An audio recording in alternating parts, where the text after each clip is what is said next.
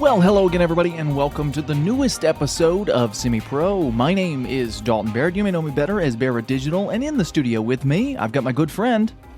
Hi, I'm Josh Clements. You may know me better as Brit Edit. And we, in light of the release of the long-awaited Kong vs. Godzilla, the remake of the 1962 film, that we also watched. If you want to check that one out, we'll link it. We watched Peter Jackson's King Kong, and we're going to talk about it. And it was much more enjoyable than Kong vs. Godzilla. I will say, I was very pleased that Kong does not spend the whole movie throwing rocks at things. He does throw one rock. Well, is it throw or is it more of a crush? It's more of a crush, but I'm counting it just because it wouldn't be much of a Godzilla movie or a King Kong movie. Unfortunately, though, it does not involve unbreakable ropes. Although, we have seen from the trailer, we haven't seen Kong versus Godzilla by the time this has come out. We've only seen the trailers. And in one of the trailers, he is being hoisted in like a net of ropes. So, I'm going to hold out hope that Kong vs. Godzilla kept the famous subplot of the original, wherein a man invents unbreakable ropes to hold And no Godzilla one down. cares. And no one cares, because they're too obsessed with berries. Although that one was, instead of being carried by balloons, he was being carried by planes in the new movie. So it's not really all that accurate. Disappointed 0 out of 10. You can check in next week for a review of the Snyder Cut again. It is interesting that we went from a 4-hour movie to a 3-hour movie. Right. Eventually, these going to get down to like 1-minute reviews of 1-minute clips on YouTube. Right. That's the plan. That's the idea. That's the goal. That's the goal of life. Yeah. But this was. I think we both said it's better than we thought it was going to be. I feel like the movie holds a reputation of not being that great. See, I didn't think that. I thought it was pretty good. I think people liked this movie. I just didn't. I didn't think it was as good as it was. Nobody talks about this movie, right? That's the problem. Yeah, it's not that no one talks about it. Nobody ever mentions it, but I think it's one of the better movies in this monster genre that we've seen. Well, I think part of the issue is so it came out in 2005, and this was Peter Jackson's first movie following Lord of the Rings, and it's like, how do you live up to that? Well, and this is the movie he got to do because he did Lord of the Rings. Right, the same way that I don't know if people know it's a common practice, but if a director has a lot of style and a passion for a project, he'll do a really generic sort of studio projects beforehand to get the money and traction so that he can make that project that he likes to make. Right, and this seemed to be that for Peter Jackson. I mean, he's talked about countless times that the original King Kong was his inspiration for getting into filmmaking in general. So this was absolutely a passion project for the guy. He even there's a deleted scene. You can find it on YouTube, but it's also on the special features of this movie. It's a deleted scene from the original that got lost that he reshot using motion capture and old cameras and miniature sets and all of the things that they would have used back then to recreate that scene today. It came out in 2005. He said he didn't want to put it in the movie because he doesn't want his name attached to the original in any way. But they asked him to edit it into the movie, but he said no. But it's just super cool that he has such a passion for the original King Kong and then got to turn around and direct his own. I think that's super cool. I mean, that's kind of the dream for filmmakers. Not many people get to do it, but look at Peter Jackson go. Well, I mean, like you said, so we haven't really talked about this movie to each other. I've only just gone off seeing it about an hour ago, but like we said a little bit. And you said it has a lot of heart, and you can really feel that in a lot of the scenes. There's just a lot of soul to the movie. Yeah, and that's super refreshing. Just in an era where movies don't have that, you know? Like when was the last movie you saw that had this much heart in it? You know, like it just, you could tell that the crew and the filmmaker behind it had that much of a passion for what he was making. I don't know when the last time I've seen that was, and it was really refreshing to see here. And we'll talk positives and then kind of break down the plot, and then we'll do negatives, I guess, at the end, because I do have some negatives. They're more nitpicks than anything else, but they're definitely negatives, I think. But what were the things you liked about it? Well, okay. So one thing that I was really sort of, I don't want to say surprised at, but kind of took me by surprise, was that the movie itself has a lot of tonal shifts. Yeah. Uh, Okay. so the movie starts off and you've got, it sets up the world really well because it's set in 1930s depression America. And it sets up that, like, oh, everyone's really aiming to get just jobs so they can eat because everyone's starving, they're all homeless, they're really just doing whatever they can. And it does a good job at introducing you to the sort of the two main characters, what you could call the protagonist and the antagonist. Yeah. I don't. That's one of my negatives, so I'll kind of save it. But I wanted Carl Denham to have some kind of arc in this movie. Like I wanted him by the end of the Yeah. movie to be a good guy because he is likable. Well, like I said in my notes, Cole Denham is just a 1930s Tommy Wiseau. Yeah. Okay. Because like, so he starts off the movie and he's just kind of like, I think you expect him because you're like, he wants to make this movie. He doesn't care about what the studio executives thinks. He just wants to make the movie that he wants to make, and he's willing to do whatever to get there. And then by the end of the movie, he's a psychopath. Yeah. Well, by the end of the movie, he's worse. And Carl Denham in the original he does this. He takes the same actions, but it almost feels like it's out of necessity. Whereas in this, it's like, oh, he just wants money. And then, the famous line at the end of the movie, at the end of the original that Carl Denham says is, "Looks like it was beauty that killed the beast." I mean that's famous and iconic. But in this Right. version, it's his fault.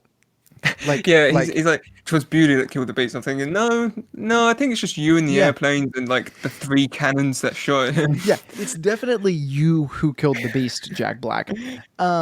Which I guess That's it. I know you didn't like him, but I like Jack Black. I think he played this role just really well. Like, I I bought it all. I think it was less. I didn't like. I think it's not that I didn't like Jack Black particularly. I didn't necessarily like this characterization. It Yeah. is more it. Jack Black did a great job. Stellar, way better than I expected him to do, knowing that he was in the movie, which is what I can say about most of this movie. Way better than I expected. My Oh yeah, absolutely. my biggest positive is going to be Kong himself, because they managed to give. There was some creepy stuff, and we'll talk about that later, but they managed to give him like a genuine personality, which is something I don't think any other version of Kong has been able to do. Like there's that scene where he snaps the dinosaur's mouth open and then he just starts playing with it. Do you Like mean the he's best scene in the movie? yes, absolutely. But he just starts playing with the playing with the dinosaur's mouth, and it's Yeah, he just starts going like, cloop, cloop, cloop, cloop. yeah, and like making fake noises for the dinosaur. It's incredible. It's such a good scene, and there are all these little character moments with Kong, which I think is a benefit of having Andy Serkis in there doing the mocap. And having him cook all of the meals. Right. I didn't realize he was in the movie outside of that. He's a comedian of an actor, and I don't think anyone really talks about it because he's usually, I don't want to say he's hidden behind motion capture, but he's certainly a pioneer in that field, so he kind of gets lumped in with that. But like as a genuine actor, he dives right into whatever role he's in. He just has fun with Absolutely. it. He's a Like gem. I always think of Claw from Black Panther and Age of Ultron, and it's just like he doesn't care about the movie he's in. He doesn't care if it's going to be a good movie. He's not trying to make the scenes anything more than they are. He's just like, oh, I'm playing this guy. He's just this dude. I'm gonna have fun with it. Screw Yeah. it. Why not? And he was missing an eye as Claw too, right? He had that squinty eye as Claw. Isn't that right? I just remember him going, womp, womp, womp. But yeah, this this movie in general is just quite good. So the first hour is kind of New York and the ship. Carl Denham's trying to make this movie. Jack Denham. Jack Black's trying to make this movie. There's so many characters in this film. Oh yeah, uh, Half the time I'm just going to call them by the actors' names because the characters' names don't like. There's only a handful that you kind of remember. yeah. But yeah, so he's trying to make this movie. He's got this ship, and he finds a struggling actress. So he's like, "Hey, come with me. I've got this script by this author that you happen to love. So come with me. We're gonna go shoot on this ship, and we're just gonna sail and make a movie." We're going to Singapore. We're going to Singapore. Yeah, which was a blatant lie. It was very like I don't know. I just got very like disaster artist vibes from it. Yeah, that Like, makes sense. He's just it felt like at first until you get even when you're on the island and Kong's in it, you feel like you're watching a movie about how a movie was made. Yes, I do agree. I think setting it in the 30s helped with that. It's almost very Yeah. Ed Wood-esque Well, in that a way. lot of the movie is like a lot of the movie is just kind of a love letter to the 30s movie. Absolutely. I would say the whole thing is Yeah, from beginning yeah. to end. This whole, which goes back to Peter Jackson's passion for it. Right, But yeah. setting it in the 30s, at first, when it first opened in the 30s, I thought it was going to be a detriment. Like I thought it was going to be a negative. Because I was thinking, just bring the story to 2005. Like you don't need to set it in the 1930s. But I think the more it went on, and when you're on the island, it doesn't really matter. Like you can't really tell. None of that really matters other than the fact that they've got Tommy guns instead of, assault Which is rifles.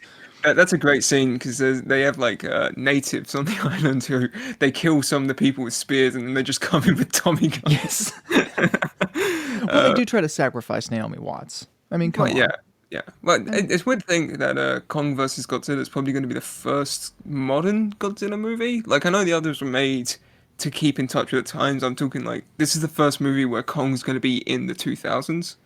Yeah, because I think When you've had like 16 Godzilla movies. yeah, well, so there's two original King Kong movies that took place in the 30s, and those were modern day. And then there were two in the 70s. There was a movie and a sequel in the 70s. This is the only standalone King Kong movie to not have a sequel, by the way. Interesting. Even though as an April Fool's joke, Peter Jackson said that he was doing a sequel and had fake concept art mocked up, and said that they were making a remake of Son of Kong, which was hilarious. That's another reason I love Peter Jackson. He's like Andy Serkis. He just has fun with Yeah. movies. He makes things that he wants to make. And yeah, sometimes they're not all good. I'm looking at you, Country of Machines, or Mortal Engines. That was its name. I forgot about that. Yeah, exactly. Everyone forgets about that. But like, he seems to just have fun doing what he does, Oh, and yeah. I really love that. But yeah, so that will be the first one to take place in the 2000s because this one takes place in the 30s. But at first I was like, just move it up. Like there's no reason for it to be here. But making a borderline shot-for-shot remake of this story, I don't think would work in modern day. Like I don't know how you could work in TikTok into the King Kong story. I love to see them try. Right, and she's just TikToking the whole experience while she's being dangled from the Empire State Building. That's what Carl Denham's actually just making a series of TikToks and he's on a yacht. Right. Yeah. It's a web series. It's not a movie anymore. I think in the one from the 70s, Carl Denham isn't in it because it's not about a filmmaker. It's about an oil tycoon instead who goes to Skull Right, Island to search right, for yeah. oil.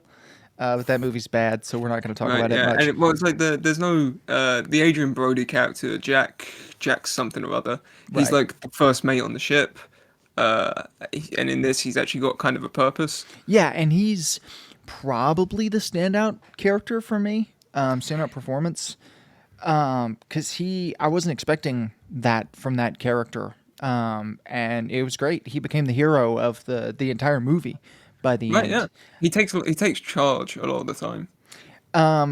But yeah, I really liked the fact that it was in the 30s just because that works and it doesn't draw too much on it. I'm not a huge fan of period piece films, No, just me because they neither. usually don't add to the story. But I think this one did, and there was a Well, reason yeah, behind yeah. it. Well, like we said, that this was just kind of a love letter to the 30s in general. Right. Even Peter Jackson remaking that Lost scene the way that they would have done it, like just like I say, he just loves that movie and he just wanted to make a love letter to that movie. To go even as far as I think we need to talk a little bit about this. There might be some intentionally bad CG to try and emulate like the rear projection that you would have gotten back in those days. There is some actual bad rear projection towards the end of the movie when they're in the car.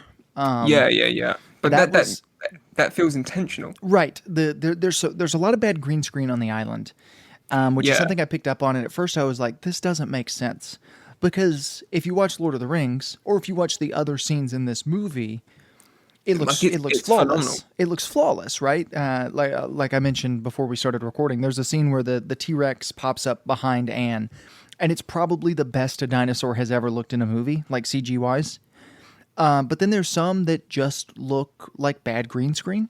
And I think it was, or I guess my theory is that it was intentional to kind of recreate that feeling uh, of of rear projection. There's another scene, the spider pit from this movie, which is a recreation of that lost scene. There's one in this movie, and then he recreated another one to fit in with the other movie. The flare that goes off affects the frame rate of the camera because it's almost strobing. I don't know if you caught this. So when the bugs, I thought something looked off. yeah, so when the bugs start moving, they're moving at a slower frame rate the way they would move with stop motion. Little stuff like that is scattered throughout this movie. A lot of little technical stuff that if you keep your eye peeled for, it's just really neat to see. Now, I don't know how much of it's intentional or how much I'm just reading too far into, but it Yeah, feels like there's also a good chance that they ran out of budget for some of this stuff. absolutely. Because Kong looks phenomenal. Kong looks better than he does in Skull Island. And that movie came out 2 years ago, 3 years ago, right? 4 years ago. 4 years ago. That movie came out 4 years ago, and King Kong looks better in this than he did in that. I also like that he walks on all fours. I know that's kind of like a little detail, but Yeah. So the first half of the movie is basically a period drama. right. Set in the 1930s. And it's just like, hey, these guys are actors and actresses and writers and movie makers and ship workers, and they're just kind of going about their days and they're trying to do this thing and they're worried about like money troubles because everyone was so poor. And but when they get to the island, it's I want to say it's really sudden, kind of like how the island appears again. Probably reading too far into it, but like it just snaps like that.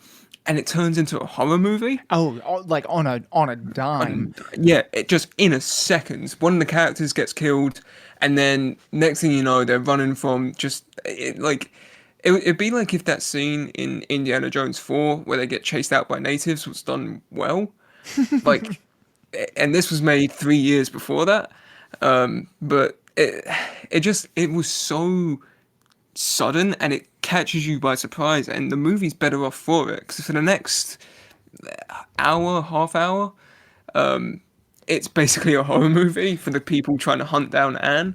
Yes, for Anne and Kong, it's a rom-com, and we'll get into that.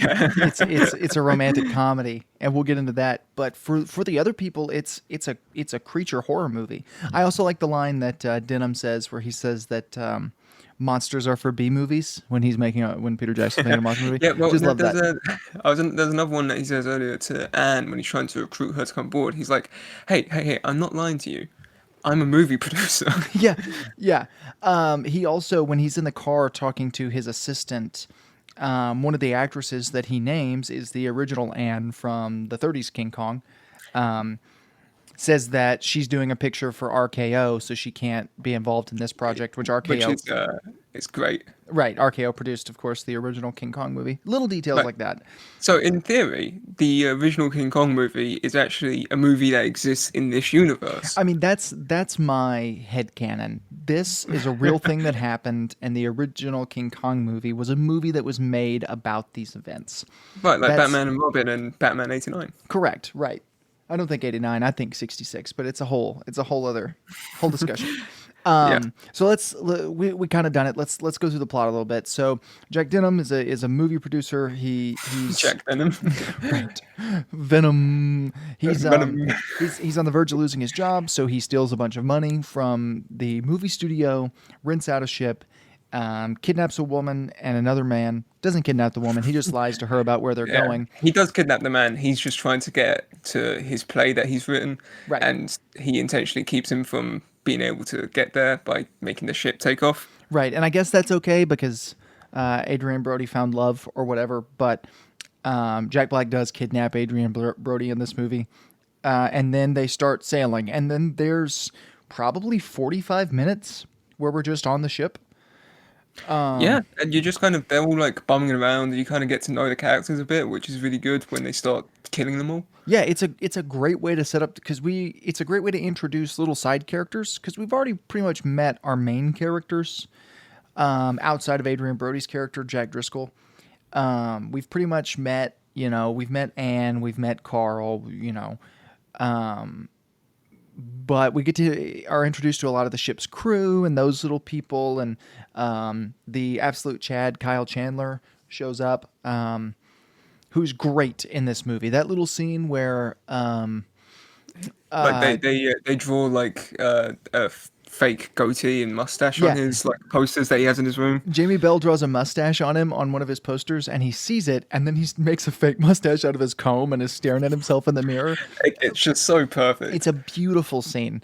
No one talks about how good an actor Kyle Chandler is. He is such a good like character actor for Yeah, stuff like that. much like Margot Martindale, he just knows. He just knows these characters, and he just has fun. All of the people in this movie feel like they're having fun with it. You can tell that he's that guy who like makes up backstories for his characters that don't need backstories. Like you can tell he's that guy just because he's having fun. And he can be serious when he needs to. He can joke around when he needs to. He's just a really good actor. He is also the only person to be. He's going to be in Godzilla versus Kong. So, Right, yeah. Well, you say that. One of the pilots at the end of the movie, he was the person who was in the Kong costume for the 1972 one. I knew that. So he's the only person to have killed and played Kong. Incredible. That's incredible. That is until Kyle Chandler comes around again. Right, exactly. Kyle Chandler didn't play Kong. So, he's probably not going to kill him. He may tie him with some invincible string, but, so we get, And some immortal berries. right. We get to the island and, there are the natives and it's a breakneck horror scene. It reminds me of the Doc Ock scene from Spider-Man 2. Where it's like, so far it's just been like a fun kind of, action movie, and then all of a sudden it's a horror movie for 15 minutes. That's kind of how this feels. These are the most frightening natives I've ever seen on screen in my life. But I guess if I lived under the unruly thumb of King Kong, I would probably be just as scary. Right, but the makeup on them is fantastic. 'Cause, Absolutely. like, And it looks like, I guess, that they hired actors or actresses. I think they're all women, right? yeah, I believe so. Who could roll their eyes back. Because we never see a pupil. It's freaky. Their eyes like were constantly rolled back, so they were just white the whole time. Yeah, and which they're covered in this like mud makeup almost. That just Yeah. like I don't know. It makes them look like zombies. Yeah, genuine, especially the older ones. And it's super creepy, super frightening. One of them bites Jack Black's hand. But he tries to give them chocolate. Well, the girl couldn't tell the difference between Jack Black's hand and the chocolate. They taste the same. So she bit into it. And so then they go back to the ship. Somebody dies in that scene. Yeah, I want to say his like name's Mike or something. Yes, and Jack Black gives a great speech. Yeah, he's like, I'm going to donate the proceeds to his friends and family. This movie's going to be for him. And then he gives that same speech later, which is hilarious. It's a great character bit. But that's like I talk a lot about tonal shifts, but that's like a really good character shift because that's the moment it goes from being like, oh, he's this guy who wants to make this movie. He doesn't want anyone to get hurt. He wants to be able to be known for something. He wants to make something that he's proud of. And then that second time it does it, and he just repeats the same stuff like it's kind of wired into his brain. Right. You're thinking like, oh, he's cash grabbing opportunistic, movie director. He goes from lovable jerk to somebody who you want Kong to kill in that Yeah, scene. you're hoping that the next scene is him getting grabbed up by a giant monkey hand. Right. And so they go back to film more scenes for the movie. Go back to the island. The natives are still there. No, that's not true. The natives go onto the ship to kidnap Yes, they, Naomi Watts. right, yeah, yeah. They The zip sacrifice to Kong. right because she was the most beautiful one. I would say that's She's Colin the only Hanks. female on Right. there. I would I would say have said that was Andy Serkis. right. That's probably true. Could you imagine Andy Serkis being anyway being I would love. sacrificed to What, himself? what a movie that would have been. It's Andy Serkis and an Andy Serkis buddy cop movie. We were ripped of the opportunity to see Andy Serkis kill Andy Serkis in this movie. We were robbed of that. But anyway, they decided to sacrifice Naomi Watts, and from here on out, it's pretty much the standard Kong story that you've seen. King Kong picks her up and develops Feelings. feelings. In this, they seem to be, Well, okay, so to put it Kong, politely, a little more primal on yeah. both Well, Kong, ends. in general, Kong just kind of Kong just seems to be like a kid. Yeah. Almost. Um, Well, I'm more. It's not as creepy for Kong because he's an animal. It's a little creepier on the side of Naomi Anne, Watts. because it does feel very like physical, which is weird. Did you get that vibe too? Oh yeah, it's like it felt kind of Stockholm syndrome. Mm-hmm. Uh, like so she gets kidnapped by Kong, and the movie then shifts into this kind of like she's with Kong most of the time. She's just trying to survive, and everyone else is trying to find their way to Kong. But this island is just killing them. It's basically Australia, and It's then very Jurassic Park through yeah, that section of the movie. yeah. But then so she's with Kong, and Kong's just kind of like flinging her about. So she starts doing tricks that she learned in the circus, basically, where In she's like vaudeville, right? yeah, in vaudeville, where she's doing the classic Egyptian moves, she's doing flips and juggling and all this stuff, and Kong's just kind of like, "Whew, yeah, I like this. And I like when he Cool. starts laughing and stuff. I like that that personality that they gave him. It's that goes overlooked. That was what was overlooked in Godzilla versus King Kong 1962. Neither Godzilla nor King Kong felt like they had personalities in that, but in this, King Kong is a character. It's not like there was a reason to hire an actor to do that because there's a definite personality there. Yeah, well, they do a good job at making you care about Kong to the point where you're actually kind of sad when he dies. Right, yeah. In the 30s version, he's the bad guy, right? Point blank. When Kong dies at the end, that's the good thing, right? That means the day is saved. It's not like a sad moment in the 30s King Kong when he dies. It's in fact a joyful moment. Whereas in this one, it's very like sorrowful. Yeah, Because you it's very somber. because you know it wasn't his fault. And they give him that personality. He's not just a mindless monster. He's a character. Yeah, and in this movie, he's a silverback gorilla. He's just like a big silverback gorilla. That's kind of it. Whereas, if you look at any other version, he's kind of more humanoid-ish. Like, because 9 times out of 10, because they had a guy in a suit and they didn't want to make him walk on all fours. Right. But yeah, in this, he's just a silverback gorilla. He's got a dump truck behind him. He walks around on all fours, and he's just, he's vibing, basically. He Like is. He's literally just vibing. but Um, free my man Kong. Right, he didn't do anything wrong.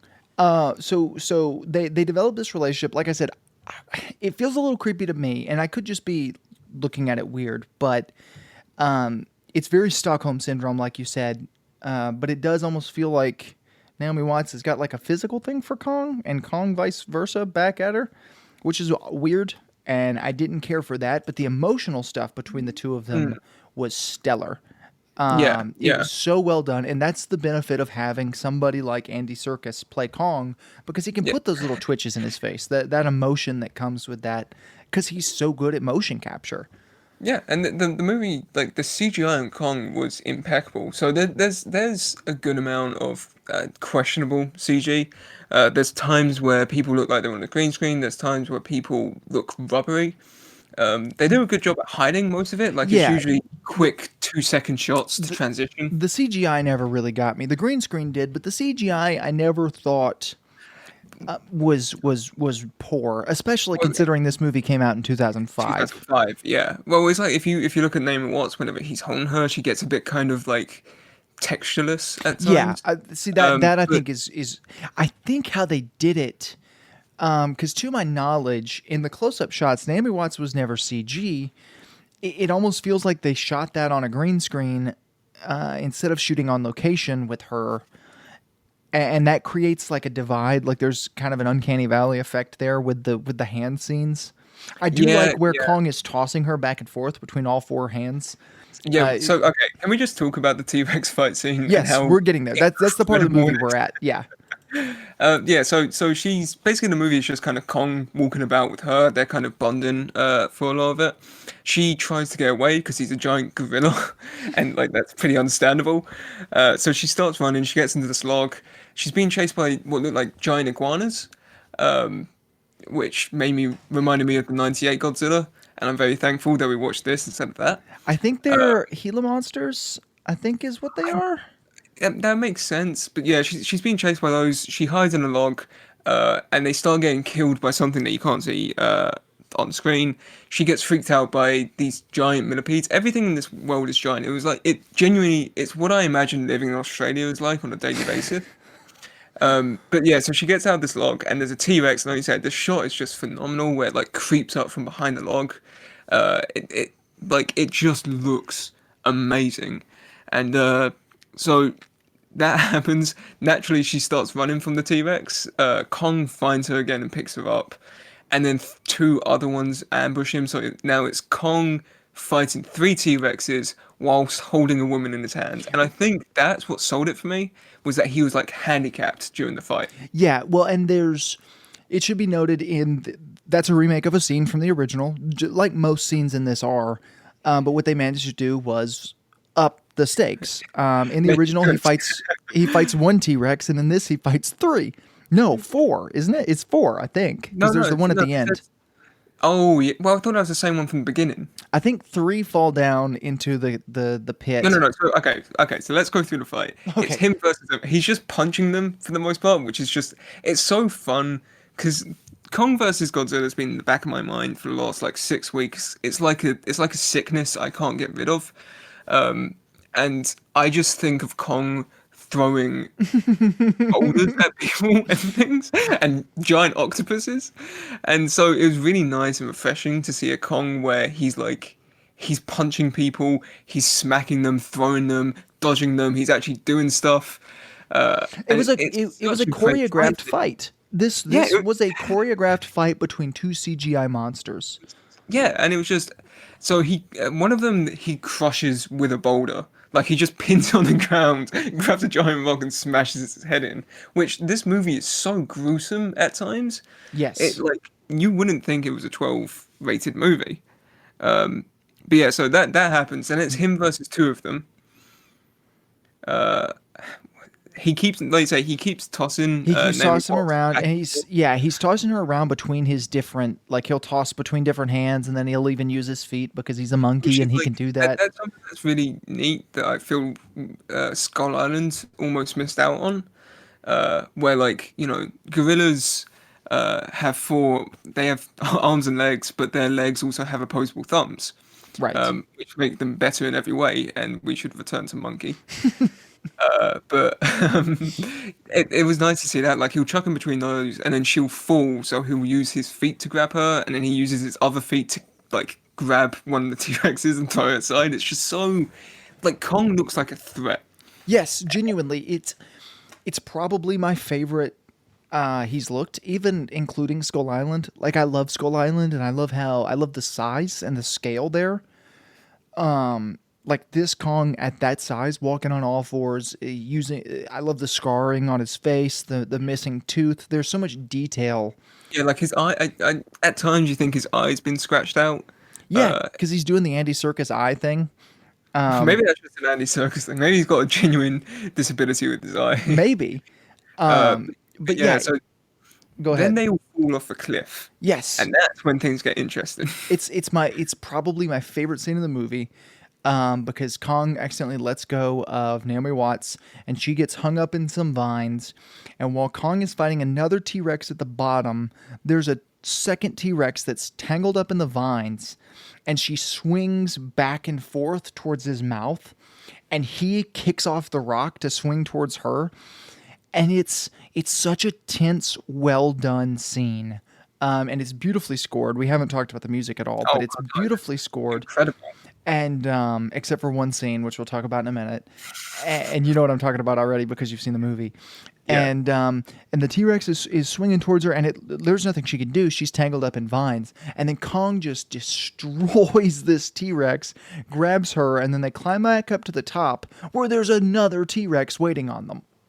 yeah, yeah, and it's just like I said, this Kong feels lived in. Like you can tell he lives in this island. He knows how to survive in this island, and just watching him demolish these T Rexes, like it's tense, and you know he's gonna win, but there's still like surprises in the fight, and Yes. like I say, he gets tangled up with the T Rex at one point, and it keeps on coming back to him, and it's literally just him and the T Rex tangled in these vines, and he just keeps punching it. It just cuts. He demolishes that other T Rex, brings Naomi Watts back up to the top. There's like a king T Rex at the top there. So she's on the ground. She like backs up behind him, which is a nice kind of compassion moment where Right, it's like she a accepts nice that Kong Stockholm is syndrome moment.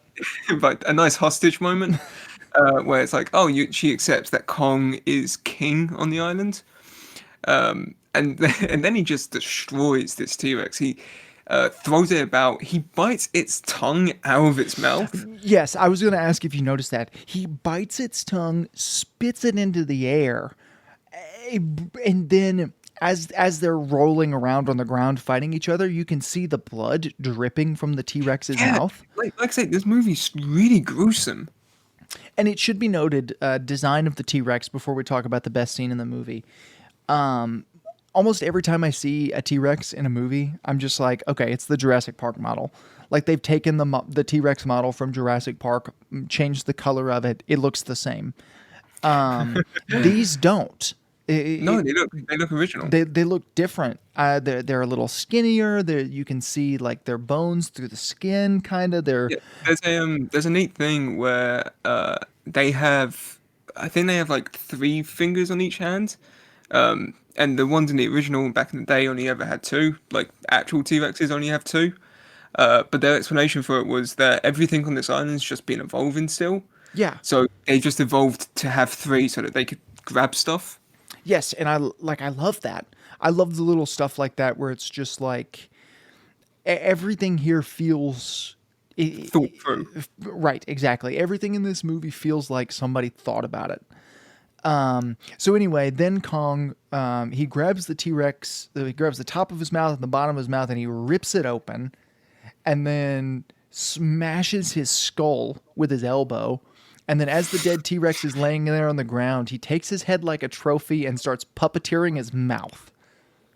It is disgustingly awesome. Yeah, I mean, it's such a victory moment for Well, yeah, this 'cause guy. it's literally within seconds of each other. He brutally snaps this thing's mouth open, and then it cuts to like Naomi Watts, who's horrified at all of this, and then it cuts back to Kong, and he's just like, bloop, bloop, bloop, bloop. Yeah, he's a little kid playing with a toy. You know, like it's like a puppy. You know, like puppies when they like play with their toys and rip the stuffing out of it, and then just like.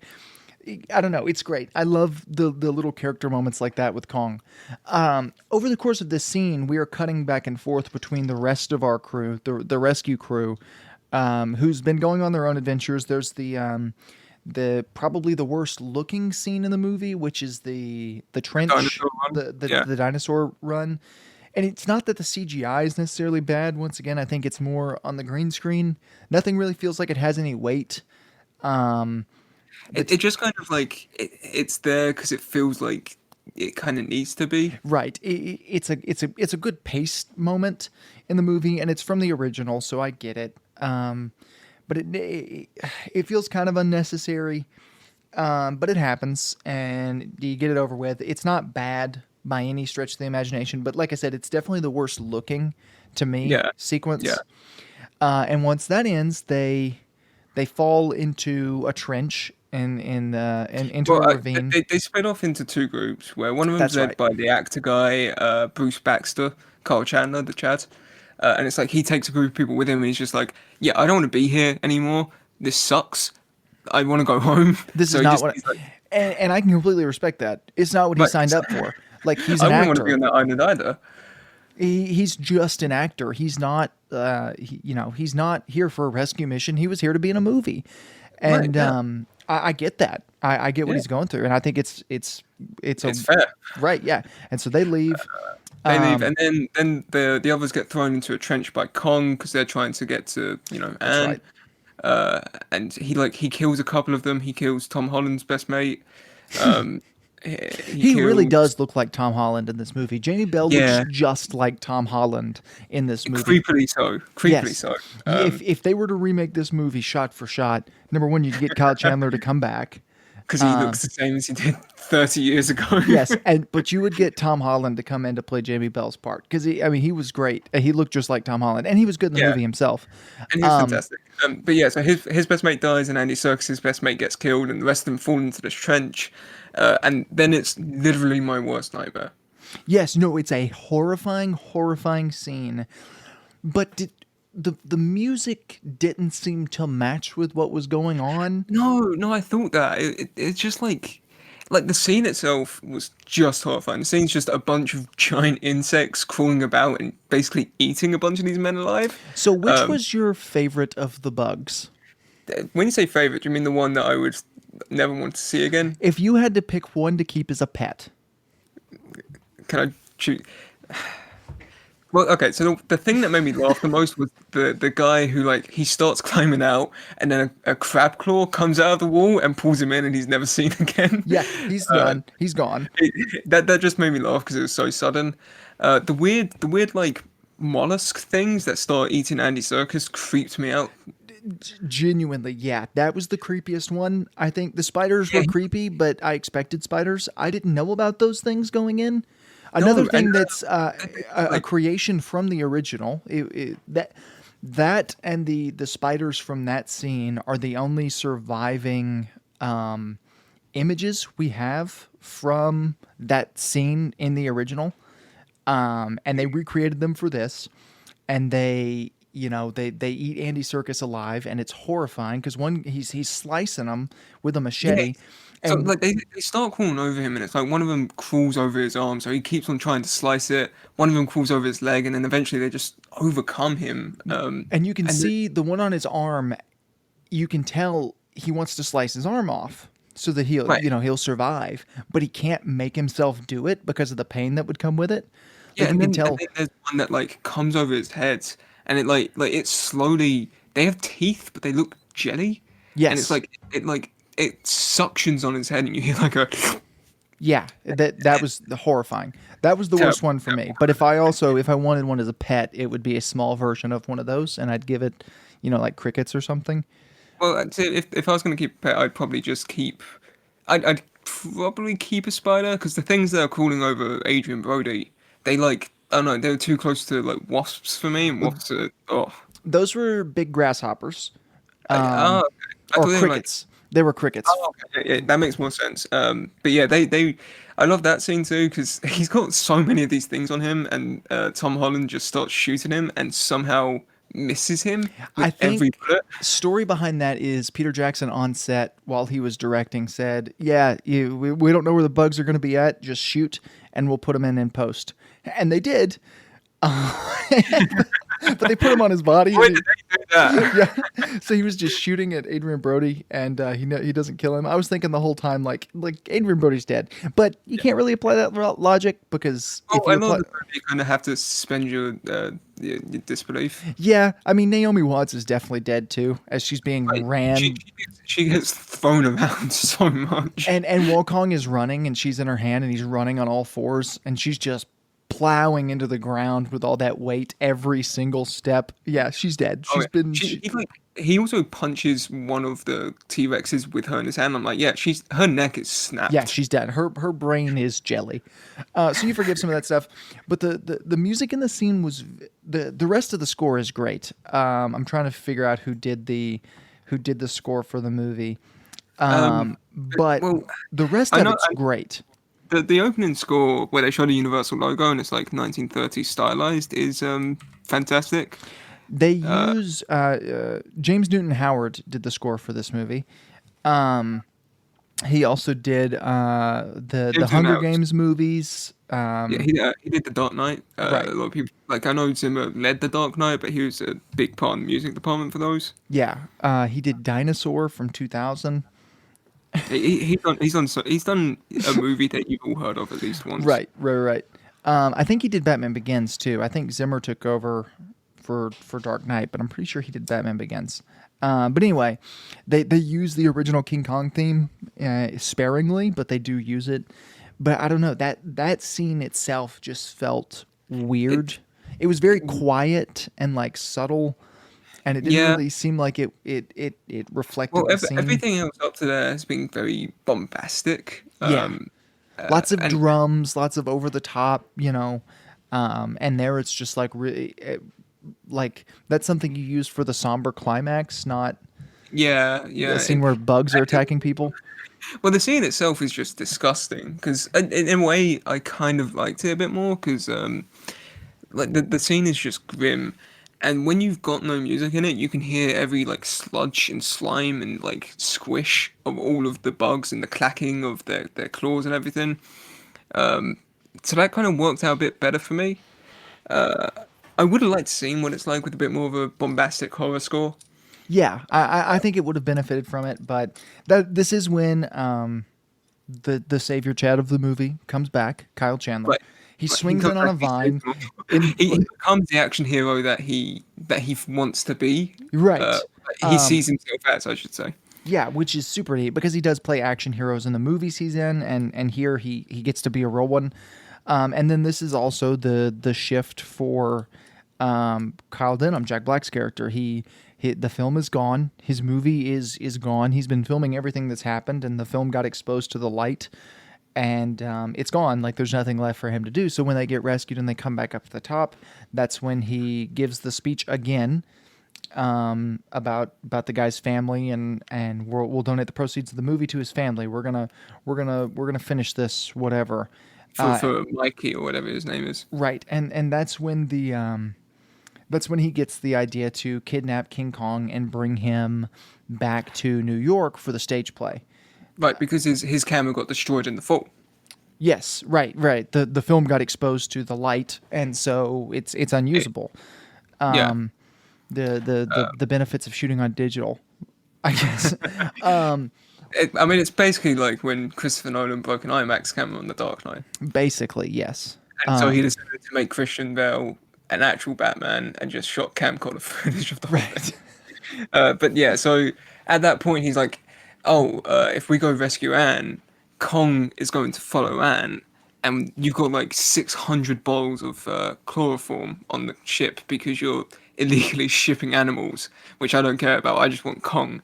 So A bit disappointed they didn't use giant red berries, but that's a whole other well, I mean, discussion. the giant octopus should have been in this movie. Absolutely, he should have. I'm pretty sure the giant octopus is in the original. Maybe. think- I don't know. Fun fact I found out about after we watched that movie, the prop director, or maybe it was the special effects supervisor on that movie, ate that octopus. Oh, interesting. After it was used on set, he took it home and fed his family with it. Yeah, that's completely normal thing to do. Like, well, I was gonna say that reminded me of Cannibal Holocaust because Cannibal Holocaust is one of the few films to feature live animal deaths on screen, and like a lot of this movie kind of reminded me of Cannibal Holocaust. But all of the animals were CGI. All of the animals are CGI, and then instead of like trying to find their way out of the movie with wits, they just used guns and shot everybody. Yeah, this is really when the movie starts to take a dip for me. Yeah, it was about the time I started to lose interest. It's a 3 hour movie, and in a lot of ways, it's neat because the first hour's, uh, New York and the ship and period drama. The second hour is a kind of rollicking action adventure set on the island, and then from here on out, it's just kind of It's a weird combination of the two. it's a weird combination of two and the rom com. Right. We never see them. Right. It's a rom com between King Kong and Naomi Watts. So they chloroform King Kong. They get Naomi Watts back. She's upset about King Kong's capture or whatever because she's fallen in love with an animal and she wants to get freaky with it. And so they ship it back, and that's when it fades to black and it cuts to 1930s New York again, where the King Kong show is happening. Kyle Denham is booked out a theater. I would presume it's the first show, and they're going to show King Kong to the world. Yeah, he's mingling with the producers that he screwed over and in the movie, and they're like, you've done it again, Carl. You've sold out the arena. And then Colin Hanks is just looking over him from the balcony, and he's like, hey, like 16 people died for this. Yeah, I have a scar on my face, and I've I'm got a upset about it. and PTSD. Yeah. And you haven't done anything for me. Right. And so we see that, and it leads to another one of my favorite scenes from the movie, because it's still while we're at the very beginning of this New York stuff, where King Kong breaks out of his chains, and he's just ripping through this 30s era theater. Beautiful. Yeah, so Jack's like watching his theater. He's watching a play that he wrote, I think. It was a play that he wrote specifically with Anne in mind because he likes Anne. He thinks that she's with Cole and she's like operating on the whole Kong thing. She's not. She's just kind of doing her own stuff because she objects to it all. So he goes to the showing. He talks with Colin Hanks and they're like, man, Cole's just a complete idiot and just a complete dick to all of us. So yeah, then Kong starts breaking out, and he just tears through so many people. Yes. And like he flips over the theater. He's like breaking all of the seats, just destroying everybody. And Carl's like, okay, maybe it wasn't the best idea.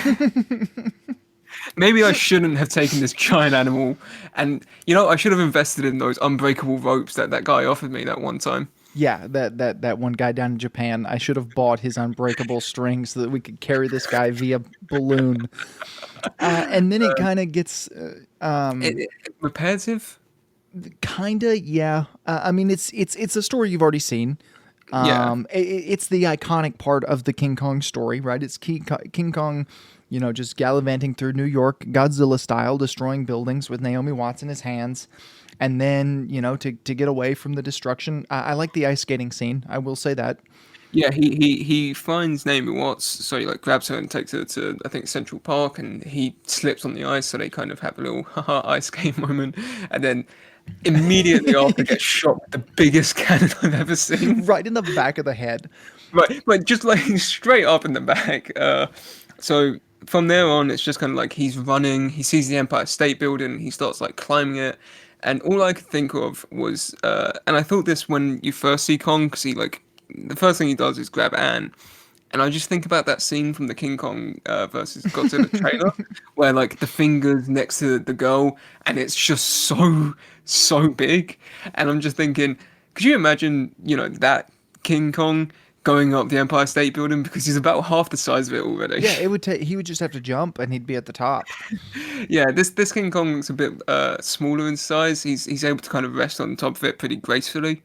Yeah, and it's beautiful. It's the best that scene has looked in the 3 times that we've seen it. It's the best it's ever looked. And then he gets shot by the planes and he falls to his death. And Carl Denham comes up and says, well, it looks like it was beauty that killed the beast. And when in reality, it was the millions and millions of bullets and cannons and T-Rex fights. Kidnapping him, bringing him to New York, making him be in your stage play. A huge fall. Just there were so many factors into the death, and I don't think beauty was any of them. Yeah, but you have to include that line because it's the infamous line that I guess you would say. It's the iconic King Kong line. I mean, it's needed. I get it. Originally, it was supposed to be. Hold on. The original actress who played Anne was supposed to come in. Fay Ray was supposed to come in and say that line instead of Carl Denham, but they couldn't get her on set in time. It works better with Carl Denham, I Yeah, I think suppose. so. Like Yeah. it feel weird, like to people who know that about the reference, like that'd be really neat. But in terms of the movie, you just have this random old woman coming up and saying that, and you're thinking, who are you? How do you know what's going on up there? Do you have super Right. sky or something? Like it'd be like the after credit scene from Wonder Woman 84. Like how forced and weird that felt. Like it would be a lot like that. Were you talking about every scene in Wonder Woman 84 No, I was talking about the after credit scene with with Linda Carter? Linda Yeah, yeah, Carter, yeah. yeah. But yeah. And that's kind of the end of the movie. Yeah, it rolls the cut, and you're just left there thinking, yeah, that's pretty good. That was a movie. It joined. I know that I can tell you this. It joined the rank of X-Men Origins Wolverine in having a tie-in game that was actually better than the movie. And I like this movie a lot. I haven't played the game, so I can't say. The game's great. Spoiler for a how many years old? Nearly 20-year-old game at this Yeah, point. close. But It's the movie is 16 years old. yeah, the movie's 16 years old. But in the game, you get to play as Kong, and one of the things you can do is you play the ending as Kong, and if you complete it successfully and you don't die, you get an alternate ending where he lives. Oh, that's super neat. I would have liked to have seen him live. Would you? Okay, here's a question. If the Son of Kong thing was not an April Fool's joke, would you have liked to see a sequel to this movie? Or does it? 5-year-old me when this movie first came out, probably not. Well, yeah. I mean, you now. Would you have liked to if I told you, yeah, there's a sequel, would you watch it next week? I if it was a theatrical movie, if it wasn't because that the mid 2000s were just the age of Oh yeah, Peter like Jackson's not straight to directing a DVD. direct to video sequel, though. I can tell you that much. Right, yeah, exactly. But yeah, a theatrical version, I think I genuinely would have liked it. Here's a question for you. Oh, In an alternate timeline, sometime in 2008, there was Godzilla 97 versus King Kong. I am Would on you board. watch that I'm movie? on board. Yes, absolutely. Because Godzilla 98 is bad, right? Godzilla 98 is a really bad movie, but part of me likes that Godzilla. I guess I'm nostalgic for it because that was the Godzilla That's the movie I first grew up. movie I saw. Yeah, Yeah. it was the one I grew up watching. I It's would the one we're talking absolutely about like next it. week. Are we? I don't know. Saying that, I wouldn't mind watching it again. It's No, I been a wouldn't minute. either. Now that you mention it, yeah, I was gonna move on to like a different topic, but yeah, let's do it. We'll watch Godzilla 98 for Yeah, next week. I would love to see this King Kong take on that Godzilla because, Yeah, in comparison, this King Kong is really strong and really threatening and like just amazingly built to fight these things. And that Godzilla is awful. He doesn't even survive by the end of his own movie. well, this King Kong is really good at fighting dinosaurs, and that Godzilla is just a dinosaur. So, What if you give him fish? right, there were eggs at the end of that movie. There was the tie-in TV show. Yeah, well, the movie ends with like one T-Rex egg like hatching, and yeah, they released a tie-in TV show, which they also did a Kong tie-in TV show for I this. I knew that as well. I was going to mention that. Maybe Yeah, maybe they crossed over in that, and we just don't know about it. maybe. I mean, the Kong tie-in show for this was very focused on the kaiju. They had a weird thing. Our buddy Justin keeps talking to me about it. They have a weird thing where like Kong can sense other titans and kaiju, and then sense their powers, something like that, or Interesting. or also They maybe it was kind of like did that with Godzilla in the new movies. He yeah. can do that, I think. Well, I think it was like he can take the powers of kaiju and give it to his human buddies or Weird. something like that. Weird. It's very strange. The series is up on YouTube, I think, if anyone wants to watch it. But Yeah. yeah, this movie was a pleasant surprise. Absolutely. Especially when you have something in your palette like Godzilla vs. King Kong 1962 or even Godzilla 98 on your mind, right? That was the last time they tried to remake one of those monster movies. Right, and Um, it works so much better. This is Even though so much this was better. a kind of like direct remake, it's a direct remake that's better for it. Yeah, it's a borderline shot for shot remake of the original. There are, I guess it's shot for shot plus a shot is what we'll say. Well, see, you get reboots of movies like Spider-Man where it happens every 5 years, or Batman where it happens every 3 years, or something like that. And so this was a reboot. This was a remake of a movie 70 years before it was released. Well, it was Like, 40 years after the last time it had been remade, yeah, but exactly. even then, like that's a long time. Especially with how special effects go in filmmaking techniques, that's a massive leap in technology. Yeah, we've seen Kong done in three different ways. We've seen him done in stop motion. We've seen him done in a suit, and then we've seen him done in CGI. And this to me is the best looking version, and it's probably. I may get some flack for saying this, but as somebody who's seen and enjoys the original from the 30s, this is probably my favorite version. I see. I haven't seen the original from the 30s. I'm still torn between this and Skull Island because I I do watched love Skull Skull Island Island. pretty recently, and I really love Skull Island. Skull Island is certainly more fun, but Yeah, this yeah, has just got, like I was telling you, there's a level of prestige that it feels like King Kong movies try to hit, just because the first one wasn't, because you think of Godzilla and the first Godzilla is, but the rest of the Godzilla movies are more just like fun destruction films. Um, and but they're Godzilla, monster movies. what was that? They're monster movies. Right, yeah. The first King Kong was never really that. It was a lot like this. This is a monster movie, like way down on the list. The first thing this is a character driven film, and there's some prestige that comes with that. Kong Skull Island doesn't necessarily have that. It also doesn't need that. We're kind of past that in terms of what we want from our King Kong movies. We don't need to see King Kong fall off the Empire State Building again.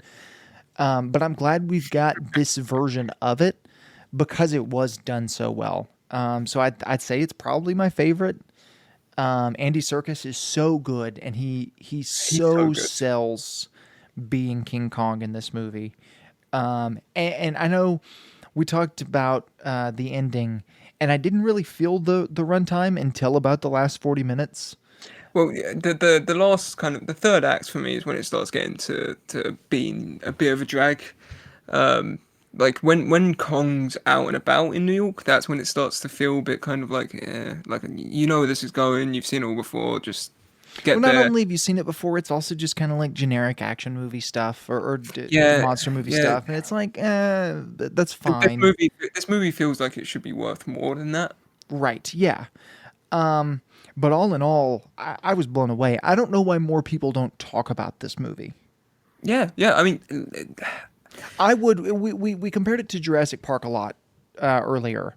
I would put this movie on par with Jurassic Park in terms of story altogether, storytelling, special effects, wonderment, all of that stuff. I would put this movie on par with the first Jurassic Park movie easily. And it's like nobody ever talks about it, and I don't really know why. I think it might be, we were talking about. I don't know that I've ever seen this movie before. Now I thought I had, but I don't know now watching it that I ever had. I realize that I've just seen clips on YouTube and bits of the game. I think. Yeah. Um, And it's like this movie's so much better than I thought it was in my head. And like I said, I just wish more people talked about it because it is so good. I think it's probably one of Peter Jackson's better movies. I don't know. yeah. It's interesting. Well, like I say, I think it got a bit overshadowed from Lord of the Rings because technology-wise, I think a lot of this kind of took over from that. And I haven't seen Lord of the Rings in a long time. I've never been a big sort of like, oh yeah, Lord of the Rings is my favorite movie trilogy of all time. It's my favorite movie of all time. I've never been that kind of guy.